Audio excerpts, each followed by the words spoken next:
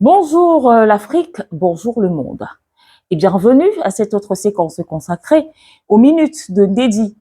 Aujourd'hui, qui table sur deux bonnes nouvelles. Je dis bien deux bonnes nouvelles. Pour moi, elles sont bonnes. Et vous savez pourquoi?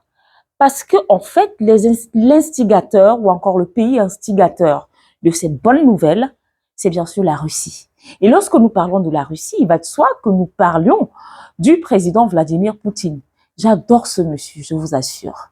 Je l'adore pourquoi? Parce qu'il est charismatique. Je l'adore pourquoi? Parce que lui, il fait ce qu'il dit. Il fait ce qu'il dit. Il y a une première bonne nouvelle. Il y a eu une idée qui a été émise du côté de la Russie. C'est bien sûr d'organiser les Jeux des BRICS en Russie. Alors, le président Poutine, quand il a appris cela venant de son gouvernement, il a dit, je vous instruis de tout organiser pour qu'en 2024, nous organisions également les Jeux des BRICS. Et actuellement, nous savons que il y a que 5 pays dans les BRICS. Le Brésil, la Russie, l'Inde, l'Afrique du Sud et la Chine. Il est clair qu'on ne peut pas organiser des Jeux des BRICS avec 5 pays. N'oublions pas qu'à côté, il y a plusieurs autres pays qui ont émis leur envie d'adhérer également aux BRICS. C'est en 2024, donc il y a encore beaucoup de mois. Ne soyez pas surpris que d'ici à là, on a une centaine de pays pour ces Jeux des BRICS. Comme ça, au moins, on sera tranquille. On dira bye-bye le chantage de l'OTAN, bye-bye au chantage de la France. Et puis, vous aurez vos Jeux du côté de Paris en 2024. Et nous autres, nous aurons nos Jeux du côté, effectivement, de la Russie. Première bonne nouvelle. La deuxième, ça concerne la justice. Nous nous rappelons qu'en mars, à la mi-mars dernier, la Cour pénale internationale, avec la signature de Karim Khan, avait alors lancé un mandat d'arrêt contre Vladimir Poutine. Et certains Français, je cite ici Éric Zemmour, il leur avait posé la question de savoir qui va aller arrêter Vladimir Poutine. C'est une question qui a fait beaucoup rire, mais c'est vrai.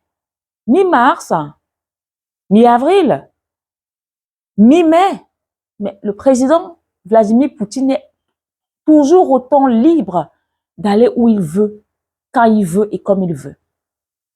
Sauf que, quand lui, il dit, il le fait. Un mandat d'arrêt a donc été émis cette fois-ci, mandat d'arrêt international contre M. Karim Khan. C'est une deuxième bonne nouvelle. Mais ce qui m'intrigue quand même, c'est que la Cour pénale internationale juge ce mandat d'arrêt inacceptable. Vous me faites rire, hein, à la Cour pénale. Quand c'est vous qui émettez des mandats d'arrêt contre X ou Y, vous trouvez que c'est acceptable. Et pourquoi pas vous? Pourquoi pas vous?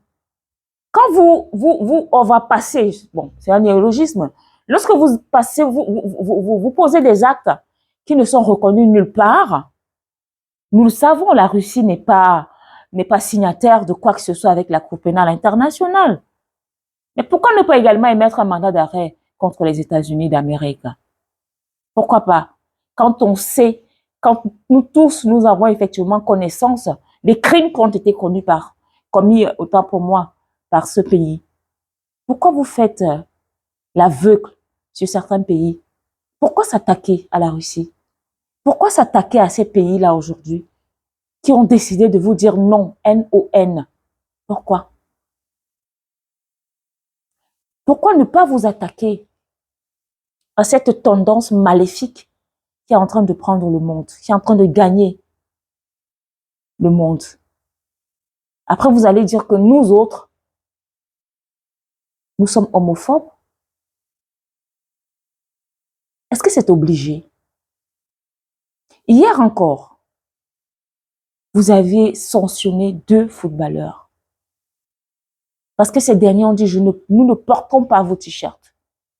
Nous avons une religion qu'il faut respecter. Donc, vous voulez que nous respections vos religions. Mais vous ne pouvez pas respecter les nôtres. Vous voulez, vous, que nous prenions vos médicaments toxiques. Mais vous refusez de reconnaître nos médicaments. Et dans quel monde on est? Nous sommes dans quoi, en fait? Je pense ici à une artiste camerounaise avec son dernier tube. Allez-y, créez votre monde. Restez-y. Laissez-nous dans notre monde. Parce que le nôtre est pourri selon vous. Le nôtre n'en vaut pas la peine. Alors, fermez les yeux sur notre monde. Faites votre monde. Restez dans votre unipolarité là-bas, entre vous.